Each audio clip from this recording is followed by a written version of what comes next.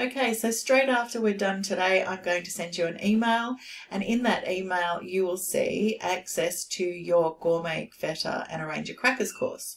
All you need to do is log in, so you use this tab here. Now, if you've never had an account with us before and you don't have anything there, it'll ask you to create a password, but that's pretty simple. Just follow the steps.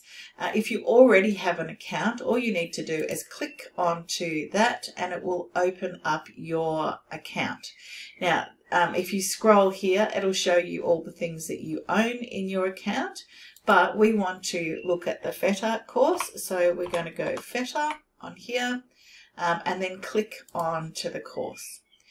Once you've opened that, it will show you all the things. Down the left hand side is everything that's in the course, and to get on these things all you need to do is click on it and it will open up on the right hand side the actual lesson.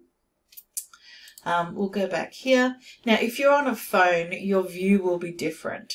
So what you need to do on a phone is, I'm going to go to this this page here. On a phone you'll see each lesson comes up one at a time, and when you go to a lesson down here, you'll see that until you get to the end of this actual chapter, if you like, you have to just forward and forward and forward.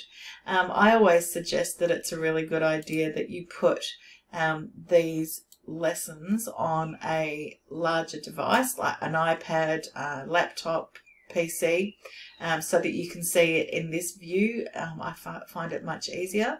So the videos that we watch today are further down on here, and there's also Gourmet Feta recipe download so that you can follow it step by step, and then there's cracker recipes, etc.